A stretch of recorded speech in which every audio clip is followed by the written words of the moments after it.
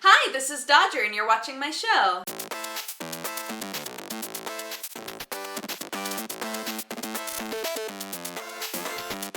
Three, two, one, ready, go! Today is one of those days where I had so many plans for what I was going to do with my day, and now it's nighttime, and I'll be honest, I spent the whole day cleaning the apartment. I just got into that weird zone where like the TV was on, I had music playing, and the cats were just kind of laying around, I was like cleaning stuff.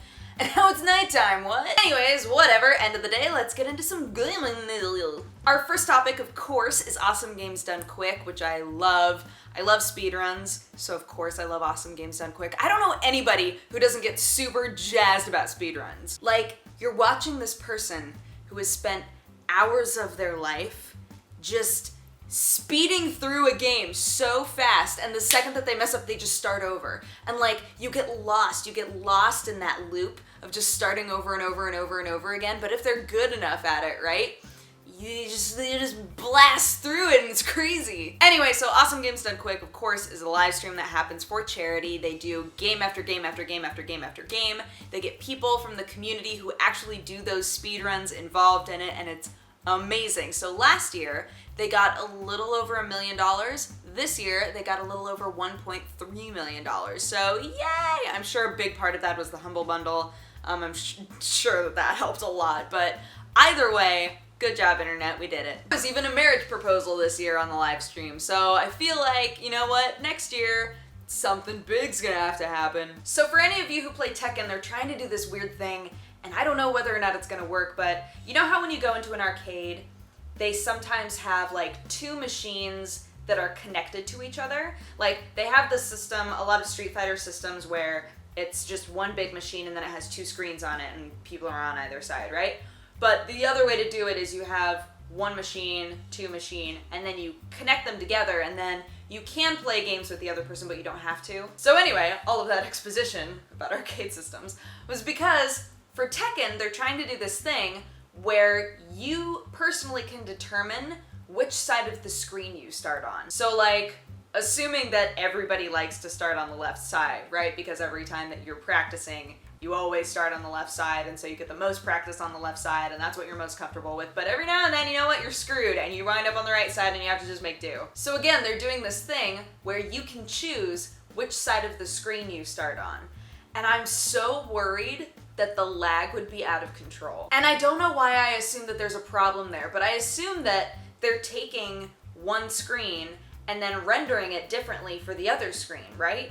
So wouldn't there wind up being kind of a data lag there? I mean, it's awesome, don't get me wrong. It winds up making it so that there's more of an even playing field. Somebody read that article, because I was reading a couple of different articles about it, and there was this one guy who thought, here, I'm just gonna go in the middle. There was this one guy who thought that they were saying that every time, like, you got thrown or you jumped over somebody, it would just automatically keep like mirroring it, so you were always on the left side. And I was like, that would be awful. Like, the point is that you start on whatever side you're most comfortable with, right? You're always gonna eventually wind up on the other side, and you just have to deal with it, and that's part of the flow of the whole game.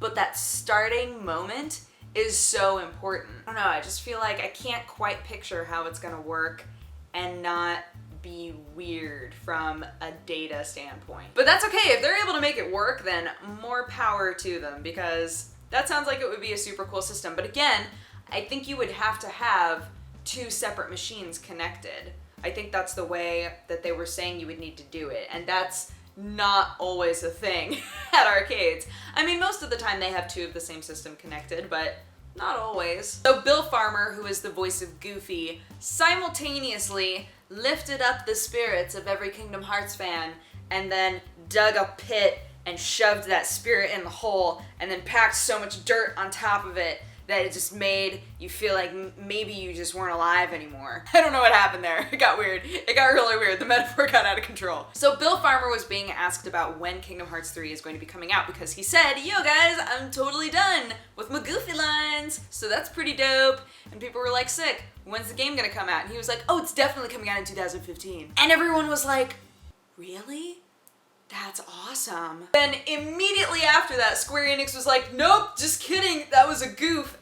It was a goof, it's not, there's no actual date, we don't know, no one knows. So now we're left with this feeling of like, wait, so is it coming out this year and they just don't want to like get our hopes up in case something goes wrong? Or is it never coming out? Those are the two extremes. From a Kingdom Hearts fan, those are the two extremes. But I do like that Square Enix used a goof joke. I thought that was very funny. Yo, speaking of Square Enix, by the way, they were actually super rad about another thing. So there's a game called Life is Strange coming out. It's by a company called Don't Nod.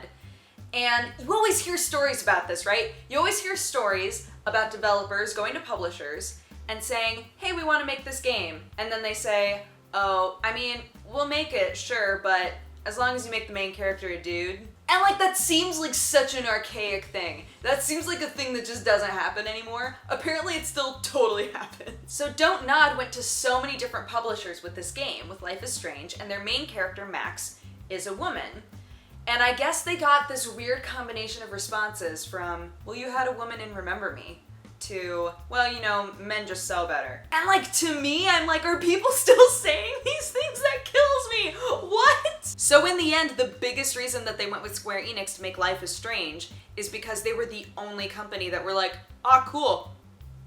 Yeah, we'll do it. Like, it blows my mind that this is still such a big problem, where people are still being told, you need a male protagonist or no one's gonna buy the game.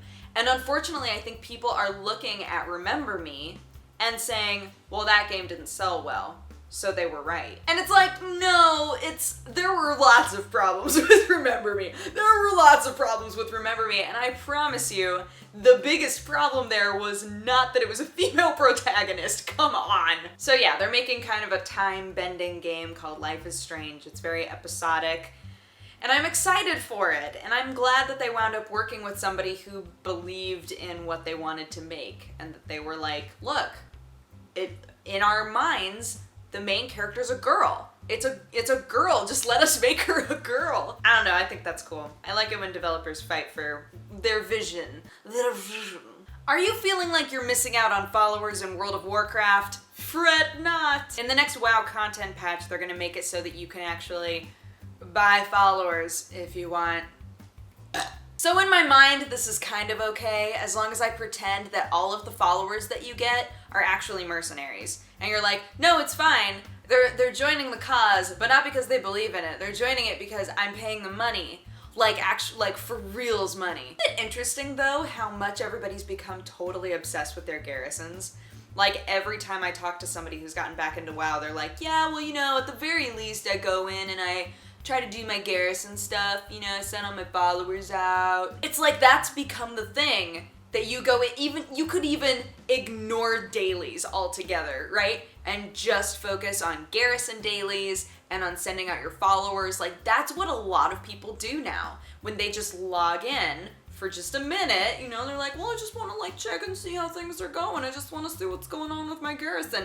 It reminds me so much of all of those dumb mobile games that I've played before, where it's like, you check in, you do a couple things, and then you're supposed to just like not open that game again for like a day because stuff's being built or that guy's doing a thing. That stuff drives me nuts. But like, in World of Warcraft, it totally works. And I think it's because you're not trapped in that. It's not like literally the only thing you can do is your garrison stuff. Like, that's a weird mini game within a much bigger game with lots of stuff to do. But I do agree that they should probably turn your garrison into an app. I think that would be genius. And that way it could literally be like, let's see if my follower is back. Sick, they are. Okay, I'll send you out on this one. Okay, good job. Okay, bye. I think that would be a really, really smart move on Blizzard's part, but who knows? Who knows? Started doing mobile stuff.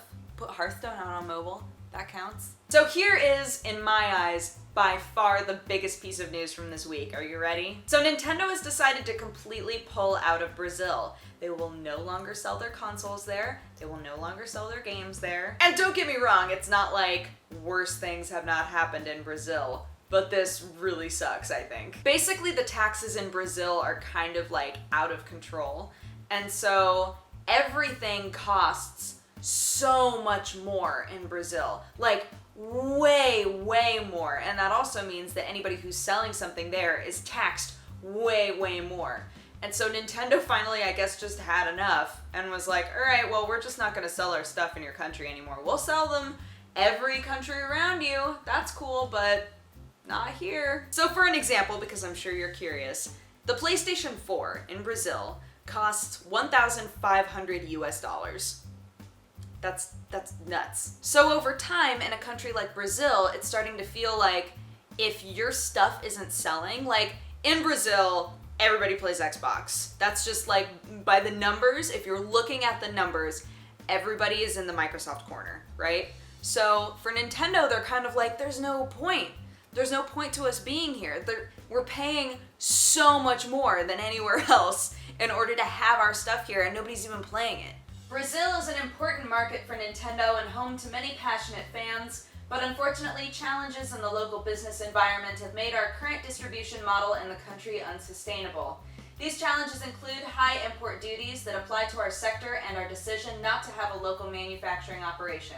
We will continue to monitor the evolution of the business environment and evaluate how best to serve our Brazilian fans in the future. Anywho, that's my show. Thank you so much for watching. If you have a positive or a negative response, feel free to leave it in my comment section. And if you would like to have coffee with me, you can click wherever I put the annotation and it'll take you to my other channel. But otherwise, I hope you guys have had a fantastic week, and I will talk to you again next Sunday. Bye-bye! Mwah. Okay, good job. Okay, bye.